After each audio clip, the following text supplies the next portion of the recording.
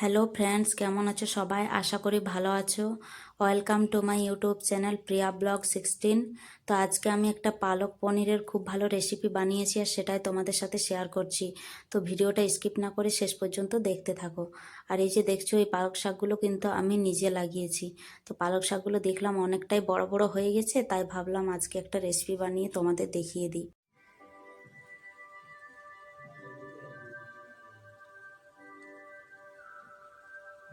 পালক শাক তোলা প্রায় শেষ হয়ে গেছে, অনেকগুলো তুলে নিয়েছি। এখানে ভালো করে ধুয়ে আমি হালকা ভাপিয়ে নেবো পালক শাকটাকে ঢাকনা দিয়ে কিছুক্ষণের জন্য। আর এদিকে পনিরগুলো কেটে নিয়েছি, ধুয়ে নিয়েছি ভালো করে। কড়াই গরম হয়ে গেছে, তাই দিয়ে দিলাম সানফ্লাওয়ার অয়েল, সাদা তেল, পনিরটা ভেজে নেওয়ার জন্য। আর এইদিকে আমার পালক শাকগুলো সেদ্ধ হয়ে গেছে, এগুলোকে আমি তুলে নেব এবং মিক্সিতে পেস্ট করে নেব। তেল গরম হয়ে গেছে আমার ভালোভাবে, তাই পনিরগুলো আমি ছেড়ে দিলাম কড়াইয়ের মধ্যে। এরপর এগুলোকে আমি ভেজে নেব।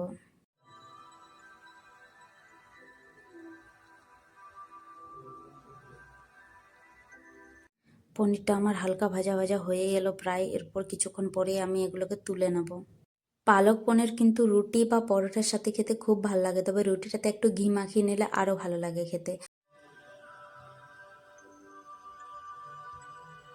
পনিরটা আমার ফ্রাই হয়ে গেছে, তাই আমি পনিরটাকে তুলে নেব। আর ওই কড়াইতে আমি কিছুগুলো বাদাম এবং 6 থেকে 7টা মতো আমি কাজু বাদাম নিয়েছি, এগুলোকে হালকা ফ্রাই করে নেব।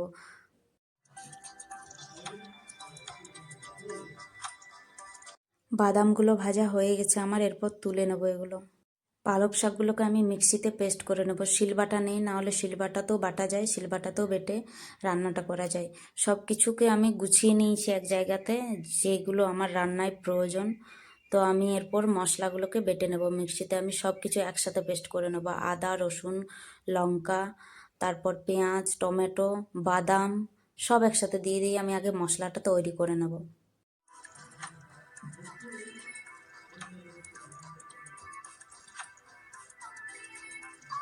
সব কিছুকে আমি ভালোভাবে পেস্ট করে নিয়েছি। এরপর আমি চলে যাব রান্নার দিকে। কড়াই আমার গরম হয়ে আছে, দিয়ে দিলাম সর্ষের তেল। তো আমি সর্ষের তেল দিলাম কারণ সর্ষের তেলের স্বাদটা আরও বেশি ভালো লাগে। আর মশলার পেস্টটা দিয়ে দিলাম। এটাকে আমি কিছুক্ষণ পর্যন্ত ভাজবো, যতক্ষণ না পর্যন্ত একটা ভালো গন্ধ বেরিয়ে আসে। তারপর আমি বাকি মশলাগুলো দিয়ে দেবো।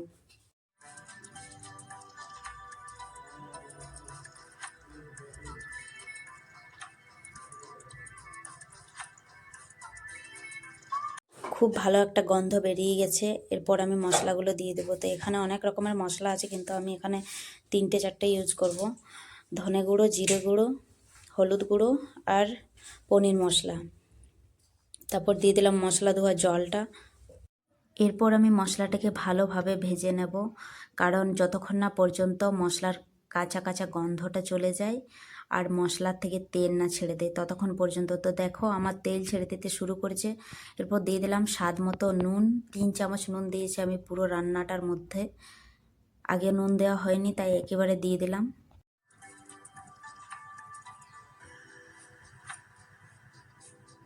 মশলাতে আমার তেল ছাড়া শুরু করে দিয়েছে। এরপর দিয়ে দেবো পালক শাকের পেস্টটা। আর এত সুন্দর কালারটা দেখাচ্ছিলো, এরপর পুরো গ্রিন হয়ে যাবে, দেখতে ভালো লাগবে না কিন্তু খেতে ভালোই লাগে। তারপর এটাকে ভালোভাবে মিশিয়ে নেব মশলার সাথে। মিশিয়ে যাওয়ার পরেই আমি পনিরটা দিয়ে দেবো। যারা পালক পনির এখনও খাওনি তারা এইভাবে একবার বানিয়ে খাও, খুব ভাল লাগবে খেতে। পনিরটাকে আমি ভালোভাবে মিশিয়ে নিয়ে দিয়ে দেবো পরিমাণ মতো জল, কারণ এখন যেরকম দেখাচ্ছে আমি সেরকমই নামাবো, তাই একটু জল দিয়ে এটাকে সেদ্ধ করে নেব।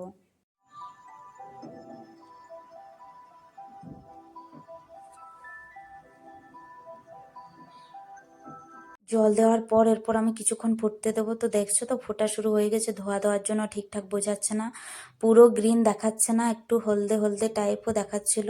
ভালোই লাগছিল কালারটা দেখতে। আর আমার রান্নাটা প্রায় হয়ে এলো, এরপর আমি গ্যাসের ফ্লেমটা বন্ধ করে দেবো। আমার রান্না শেষ, পালক পনির রেডি। তরকারিটা আমি বাটিতে ঢেলে নেব। আর আমার এই রান্নাটা কার কার ভালো লেগেছে অবশ্যই কমেন্ট করে জানিও। বাটিতে ঢেলে নেওয়ার পর দেখো কীরকম লাগছে কালারটা দেখতে, খুব সুন্দর হয়েছিল কিন্তু রান্নাটা সত্যি। তোমরা চলে এসো খেতে।